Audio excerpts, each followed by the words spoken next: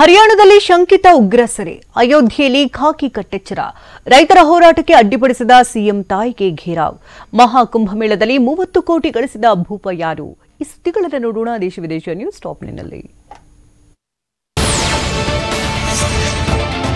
ಹರಿಯಾಣದ ಫರೀದಾಬಾದ್ನಲ್ಲಿ ನಿನ್ನೆ ಶಂಕಿತ ಉಗ್ರನನ್ನ ಬಂಧಿಸಲಾಗಿದೆ. ವಿಚಾರಣೆ ವೇಳೆ ಅಯೋಧ್ಯೆಯಲ್ಲಿ ಭಯೋತ್ಪಾದಕ ಕೃತ್ಯ ಎಸಗುವ ಪ್ಲಾನ್ ಬಯಲಾಗಿದೆ.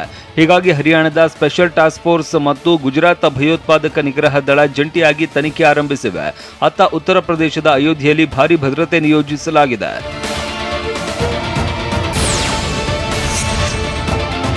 ಧರಣಿ ಹತ್ತಿಕ್ಕೋದಕ್ಕೆ ಮುಂದಾಗಿರುವ ಪಂಜಾಬ್ ಸರ್ಕಾರದ ವಿರುದ್ಧ ರೈತರು ತಿರುಗಿ ಬಿದ್ದಿದ್ದಾರೆ. ಚಂಡೀಗಢ ಚಲೋ ಕಾರ್ಯಕ್ರಮಕ್ಕೆ ಅಡ್ಡಿ ಹಾಕಿದ ಭಗವಂತ ಮಾನ್ ನೇತೃತ್ವದ ಆಪ್ ಸರ್ಕಾರದ ಅನ್ನದಾತರು ಸಿಡಿದೆದ್ದಿದ್ದಾರೆ. ನಿನ್ನೆ ರಸ್ತೆಯಲ್ಲಿ ಹಾದು ಹೋಗ್ತಾ ಇದ್ದ ಸಿಎಂ ಮಾನ್ ಅವರ ತಾಯಿಯ ಕಾರನ್ನ ಅಡ್ಡಗಟ್ಟಿದ ರೈತರು ಆಕ್ರೋಶ ಹೊರಹಾಕಿದ್ದಾರೆ.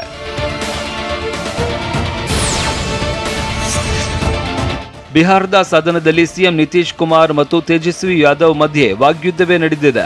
ನಿಮ್ಮಪ್ಪ ಲಾಲು ಯಾದವ್ ಅವರನ್ನ ಲೀಡರ್ ಮಾಡಿದ್ದೆ ನಾನು ಅಂತ ಸಿಎಂ ನಿತೀಶ್ ಕುಮಾರ್ ಕುಹಕವಾಡಿದ್ದಾರೆ.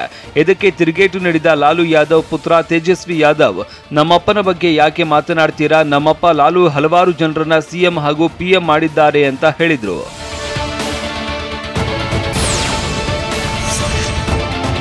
ಉತ್ತರ ಪ್ರದೇಶದ ಪ್ರಯಾಗ್ರಾಜ್ನ ಮಹಾಕುಂಭಮೇಳ ಹಲವರ ಪಾಲಿಗೆ ವರದಾನವಾಗಿದೆ. ಕೆಲವರಿಗೆ ಖ್ಯಾತಿ ತಂದುಕೊಟ್ಟಿದೆ, ಕೆಲವರಿಗೆ ಭಕ್ತಿಯ ಭಾವದ ಮೂಲಕ ನೆಮ್ಮದಿ ನೀಡಿದೆ. ಉತ್ತರ ಪ್ರದೇಶದ ಪಿಂಟು ಮಹರ್ ಎಂಬ ವ್ಯಕ್ತಿ ಮಹಾಕುಂಭಮೇಳ ನಡೆದ 45 ದಿನದಲ್ಲಿ ಬರೋಬ್ಬರಿ 30 ಕೋಟಿ ಆದಾಯ ಗಳಿಸಿದ್ದಾನೆ. ಈತನ ಬಳಿ 130 ಬೋಟ್ಗಳಿದ್ದು ಈ ಬೋಟ್ ವ್ಯವಹಾರದ ಮೂಲಕ ಇಷ್ಟೊಂದು ವ್ಯವಹಾರ ಮಾಡಿದ್ದಾನೆ.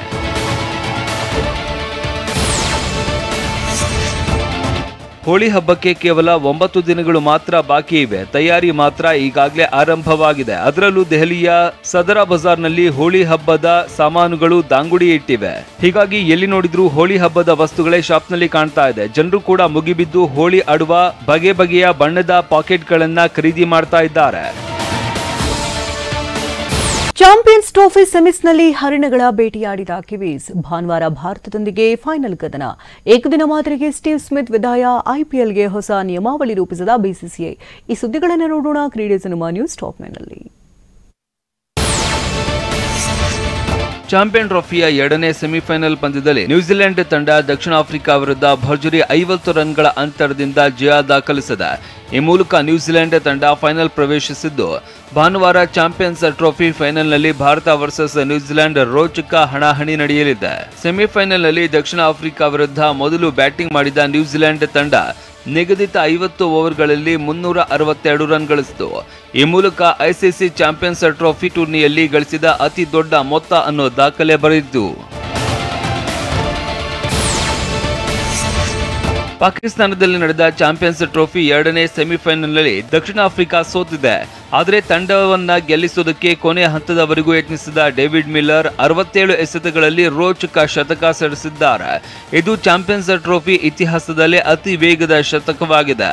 ಇದಕ್ಕೂ ಮುನ್ನ 2002ರ ಚಾಂಪಿಯನ್ಸ್ ಟ್ರೋಫಿ ಟೂರ್ನಿಯಲ್ಲಿ 77 ಎಸೆತಗಳಲ್ಲಿ ಭಾರತದ ವೀರೇಂದ್ರ ಸೆಹವಾಗ್ ಶತಕ ಸಿಡಿಸಿದ್ರು.